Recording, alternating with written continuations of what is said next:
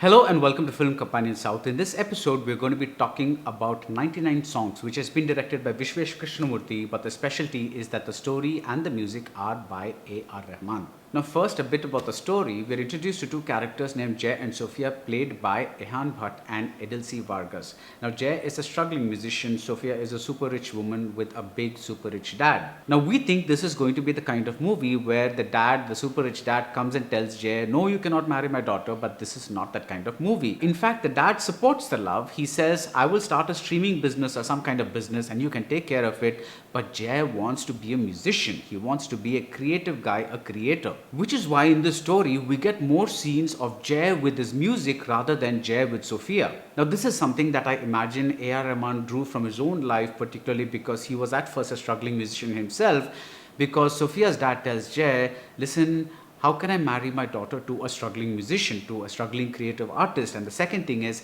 I know so many people who have tried to be a creative person, an artist, and have suffered themselves and have also made their families suffer. And then we get this condition where the dad says, okay, you make this one song or maybe 100 songs that are going to make you famous, and then let's see. This being a movie about a creator, we also have some things that only creative people will really understand, which is the fact that it's not enough if a song sounds nice, but a song has to sound true. So Jay goes off to Shillong with his pal, and there he tries to make it big, and as long as the film stays with Jay, it's pretty watchable. One of the major reasons for this watchability is A.R. Rahman's music. The songs fit very well with the big grand situations on screen because these are not isolated songs, but a kind of a theme music, a kind of a thematic rock music album. In other words, it's the kind of concept album that major rock bands used to make, and it fits very well on screen. And the bigness of the music on screen is matched by the bigness of the production.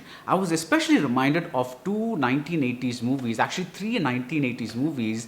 Francis Ford Coppola made this musical called One from the Heart, which he set entirely on an artificial set. And another music that he made around that time was The Cotton Club. And then of course around the same period you had Adrian Lyne's Flashdance.